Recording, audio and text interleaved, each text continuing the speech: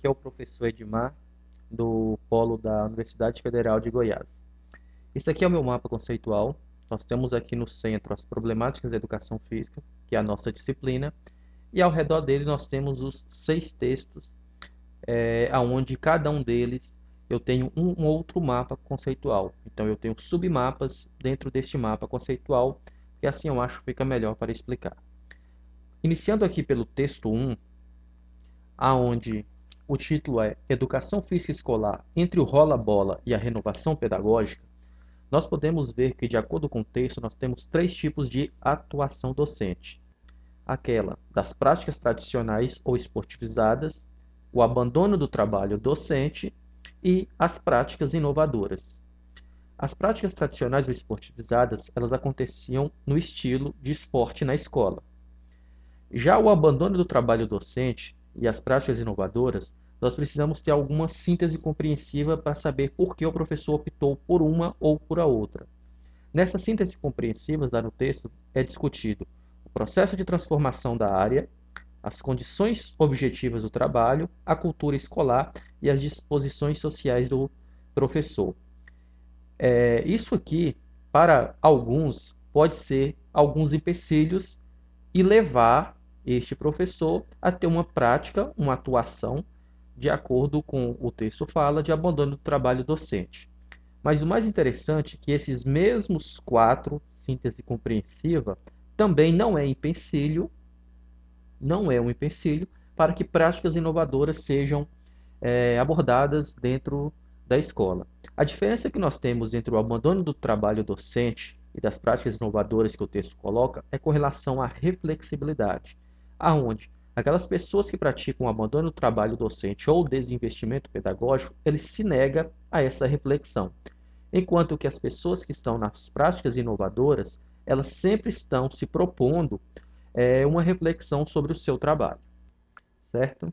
Então nós vamos aqui agora para o segundo texto, voltando aqui para o meu mapa conceitual inicial. O nosso segundo texto, nós temos o texto que fala sobre relação entre o ensinar a fazer e ensinar sobre o fazer na educação física escolar. Começando aqui por baixo, nós podemos ver que tem 2 tipos de atuação docente que é baseado no quê? No ensinar a fazer procedimental e o ensinar sobre o fazer conceitual. No início, o trabalho era praticamente sempre o ensinar a fazer, que é a nossa dimensão procedimental. Ela foi muito influenciada pelo modelo tradicional esportivista, que se reduzia ao simples ensino dos movimentos e às vivências práticas. Nesse ensinar a fazer também, nós podemos ver que o esporte era muito utilizado, e nós tivemos uma hegemonia, que o texto coloca como quarteto fantástico, que são futsal, basquete, voleibol e handebol.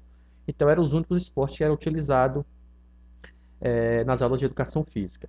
E também estes esportes, eles se reduziam, assim como o modelo tradicional esportivista, em ensinar os movimentos e as vivências práticas. Já aqui, na atuação docente baseada no ensinar sobre o fazer conceitual, isso aqui foi algo que veio com o movimento renovador, já que propôs um ensinamento por meio da cultura corporal do movimento, ou seja, aonde, além do fazer, nós devemos contextualizar as práticas pedagógicas.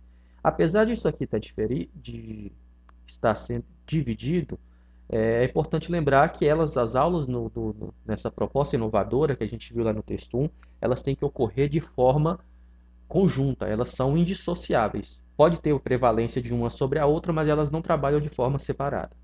O ensinar sobre o fazer, ele apresentou alguns equívocos.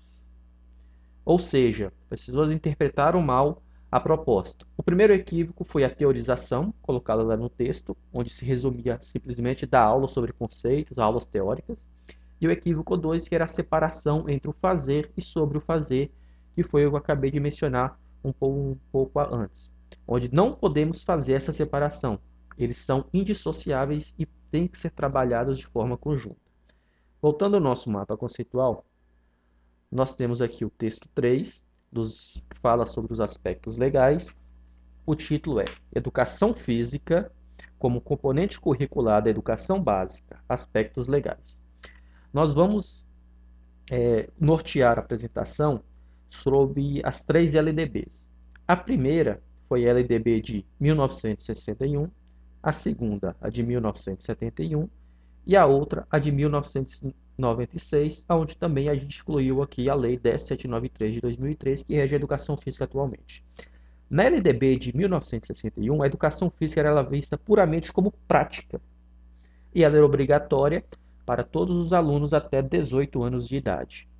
Na LDB de 1971, a educação física passou a ser obrigatória em todos os segmentos de ensino, e inclusive no ensino superior, e ela era vista, só que ela ainda era vista como atividade, aonde a aptidão física que norteava todo o seu planejamento, avaliação, as aulas. E uma das coisas que surgiu aqui foi a facultatividade às aulas de educação física, onde um determinado grupo de pessoas poderiam escolher fazer ou não essa atividade, que era a educação física, que eram o trabalhador do ensino noturno, as pessoas acima de 30 anos de idade, as pessoas que estivessem prestando serviço militar ou que fosse incapacitado fisicamente. Na LDB de 1996, que é a nossa atual LDB, apesar de já ter mais de 20 anos, nós tivemos alguma mudança. A educação física ela passa a ser vista como componente curricular. Nós tivemos um salto então de atividade para componente curricular. Só que isso ele trouxe ainda, essa LDB, mesmo ser a mais recente, ela nos traz alguns problemas. Como, por exemplo, que problemas seriam esses? Ela não deixa claro se o professor, para dar aula de educação física, ele precisa ter uma formação superior. E se as aulas de educação física, apesar de ser um componente curricular obrigatório, não fala que eles têm que estar presentes em todos os anos da educação básica.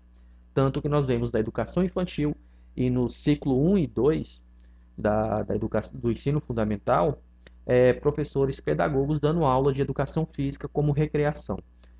Talvez um dos grandes erros da LDB de 96, junto com a Lei 10.793, foi manter o termo facultatividade para alguns grupos de pessoas, que eram aqueles trabalhadores do ensino noturno, e isso agora se estendeu também aos alunos do diurno, pessoas que estivessem acima de 30 anos, estivessem prestando serviço militar, mulheres com prole ou amparados pela Lei 1044 de 1969.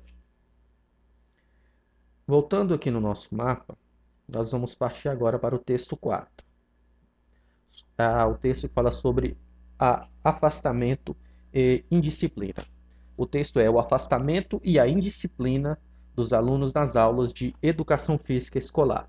Nós temos o início aqui e nós vamos nortear essa apresentação em duas óticas, na do afastamento e na da indisciplina. Na questão do afastamento, ele pode ocorrer por duas formas, sob duas visões.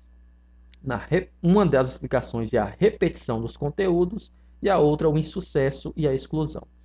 Na repetição dos conteúdos, isso aqui ocorre principalmente por causa da hegemonia esportiva, do esporte, que se reduzia também praticamente, única e exclusivamente, ao quarteto fantástico, vôlei, futsal, handebol e basquetebol, e não privilegiava os demais esportes práticos corporais. Então, essa repetição de conteúdo faz com que o aluno se afaste da aula de educação física. Outro motivo é o insucesso e a exclusão. Quais são os motivos que levam a esse insucesso e exclusão? Habilidade motora, desempenho do seu aluno na aula. Às vezes ele se sente frustrado, envergonhado e não quer mais participar. Nas aulas tradicionais, esportivizadas, existe um favorecimento muito grande das pessoas mais habilidosas. Então, aqueles menos habilidosos acabam se excluindo da aula. E as aulas também, elas têm um favorecimento muito grande do sexo masculino. Isso faz com que as mulheres acabem se afastando de determinadas aulas ou de todas as aulas. No que tange aqui a indisciplina, nós podemos perceber, no texto deixa claro uma coisa, que ele é um problema, mas não só da educação física, é de todas as disciplinas. Sendo que na educação física, o texto coloca que ela pode acontecer sobre duas visões distintas. na visão do aluno e na visão do professor. Na visão do aluno, eles colocam que alguns dos motivos que faz com que essa disciplina aconteça são as aulas desinteressantes, professores descompromissados e eles citam também o bullying. Sendo que, na visão do professor, os motivos que levam os alunos até essa disciplina são problemas individuais, os problemas familiares, problemas da comunidade e também da liderança da escola, além da subcultura dos jovens. Tudo isso aqui são motivos que fazem com que os alunos tenham um comportamento indisciplinar. Mas independente de onde esteja o problema, se é no aluno ou no professor, uma coisa é certa, o problema tem que ser tratado em conjunto. Escola, família. No nosso quinto texto, que são as inquietações sobre o esporte, o título é, só abrir o mapa, Inquietações no tratamento do esporte na educação física escolar. Iniciando aqui por cima, nós temos o tema central, que é o esporte. Ele vem falando mais uma vez daquela forma tradicional, o modelo esportivista que introduziu o esporte na educação física, né? Onde o esporte ele é sinônimo de educação física, utilizava ao menos o ensino da técnica praticamente nessa época. E nós temos alguns fatores que ocorrem dentro do esporte na escola. A hegemonia do Quarteto Fantástico, nós já citamos em alguns outros textos. O esporte também, dentro da escola, ele acaba tendo um fator das equipes escolares, onde equipes são treinadas para participar de eventos. Isso é muito comum, inclusive hoje em dia ainda. Isso faz com que o esporte dentro da escola tenha uma outra visão. E nós temos o esporte na visão renovada, que é aquilo que queremos e pretendemos. No panorama atual, o esporte ele deve ser colocado dentro da escola, seguindo uma diversidade esportiva, e não baseada apenas no Quarteto Fantástico, aqueles 4 esportes coletivos tradicionais. Essa diversidade esportiva ela deve ser baseada no ensinar a fazer e sobre o fazer. Só que essa mudança no tratamento do esporte dentro da escola, Bratt colocou que apresentou alguns equívocos de interpretação nessa proposta de mudança, que são negar o esporte como conteúdo, a intenção não é negar, é transformá-lo didaticamente, abolir o ensino da técnica, isso aqui também é algo que não foi colocado no movimento renovador, mas nós devemos contextualizar isso aqui, que tinha que ter uma oposição lúdico e rendimento, foi mais um equívoco, e que o pessoal na época estava pretendendo substituir a prática pela reflexão. Foram alguns equívocos mal interpretados, mas que o Bratt deixa muito claro no seu artigo onde ele explica cada um destes fatores aqui. Partindo aqui agora para o texto 6, nosso mapa tradicional, nosso último submapa, nós temos aqui o texto que trata sobre educação física escolar e a questão do gênero. Nós vamos partir aqui de educação física, baseado em 2 sistemas de aulas, separadas por sexo e aulas mistas. As aulas separadas por sexo é comum em alguns lugares até hoje, nós vimos isso nas discussões nos fóruns, e nós temos 2 visões desses paradigmas, dois paradigmas para isso, do motivo de separar. Nós temos um paradigma biológico e um paradigma social. O paradigma biológico ele é discutível o processo de formação maturacional de homens e mulheres, principalmente pós-puberdade, onde existe uma grande diferença física entre os dois. E isso aqui, esse paradigma biológico, ele não pode ser reconfigurado. Já o paradigma social, aonde ele se refere à forma como que as pessoas constroem culturalmente as suas habilidades motoras, existe uma grande diferença entre homens e mulheres. Os homens são estimulados, os meninos, a brincarem de uma forma totalmente diferente das meninas. Então, essas habilidades motoras acabam que aflorando de forma diferente. E o interessante é que esse paradigma social ele pode ser reconfigurado, desde que homens e mulheres tenham as mesmas oportunidades nas aulas. Baseado aqui agora nas aulas mistas, nós temos algumas situações de favorecimento. As aulas mistas elas favorecem um ambiente de respeito, um ambiente solidário, um ambiente reflexivo e uma equidade de gênero.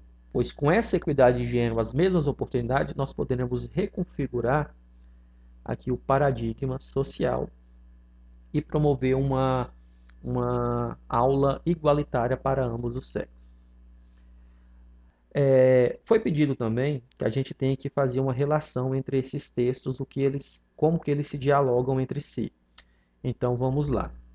Nós podemos perceber que o texto 1 e o texto 2, eles têm assim como as inquietações sobre o esporte do texto 5, eles têm uma ligação muito forte onde eles falam sobre o modelo tradicional de ensinar o esporte baseado no simples fazer. Tá? Ele cita esses três, esse esporte tradicional, e o interessante é que nós também podemos ver que esses três textos, essa forma de dar aula, ela tem uma explicação aqui no texto 3 nos aspectos legais, já que na LDB de 71, a educação física ela era vista como atividade voltada puramente para a aptidão física. E que, a partir, acho que da quinta série, as aulas eram baseadas na iniciação esportiva e baseadas simplesmente no fazer. Voltando aqui no texto 2, que fala também sobre o fazer, existe também um diálogo com o texto 3, já que essa opção de ensinar sobre o fazer, ele veio com a mudança na LDB de 96, onde ela passou de atividade a componente curricular. E esse componente curricular, agora, ele é visto segundo uma ótica de um currículo cultural. Então, essas práticas inovadoras, elas propõem, juntamente com o texto, tem uma relação com o texto 1, e também com o modelo atual do ensino do esporte aqui do texto 5, já que em todos eles falam que nós, seguindo essa visão renovadora ou inovadora, nós devemos contextualizar as práticas pedagógicas. Isso tudo veio a partir da LDB de 1996, que alavancou a educação física de atividade a componente curricular obrigatório. Um outro ponto de relação em que os textos se dialogam aqui é a questão do afastamento do texto 4.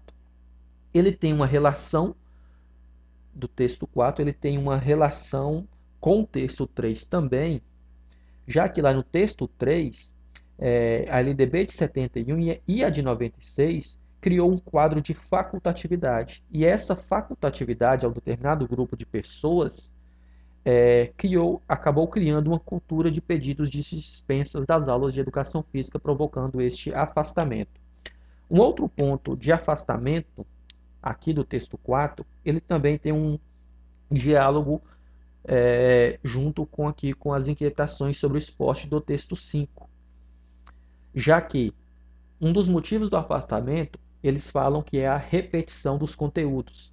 Então, quando você se propõe a ensinar somente o tal do Quarteto Fantástico, durante todos os anos da educação básica, você está se repetindo muito esse conteúdo. E isso pode levar os alunos a se desinteressarem, provocando também esse quadro de afastamento. O texto 6, ele tem uma relação com o texto 4. Essa relação do abandono do trabalho docente, ele mostra ali, onde citado, que é um dos problemas do afastamento, que fala que é o descompromisso do professor. Então, a partir do momento que ele cria essa cultura de não querer, do abandono do trabalho docente, ele se torna um professor descompromissado, os alunos não vão querer mais participar dessas aulas. E também ele tem uma forte ligação, a questão do gênero aqui, tem uma forte ligação com os aspectos legais, já que foi na LDB de 71 nós podemos dizer que essa divisão de gêneros foi mais acentuada, já que a própria LDB ele colocava que as aulas de educação física deveriam ser separadas por sexo e preferencialmente por mesmo nível de aptidão física. E também, quando ele coloca facultatividade aqui, ó, as mulheres com prole. Isso mostra como a mulher era vista na sociedade, quando o seu papel era puramente cuidar dos filhos e não teriam tendo então a mesma oportunidade que os meninos. Mas o que nós podemos entender sobre todos esses textos e a nossa disciplina é que eles dialogam entre eles. Lógico, um tem mais relação com o outro, um dialoga mais com um, menos com o outro, mas são todos problemas que foram colocados na nossa primeira disciplina para a gente poder entender como que isso ocorre, refletir e propor mudanças. Então é isso aí, até a próxima.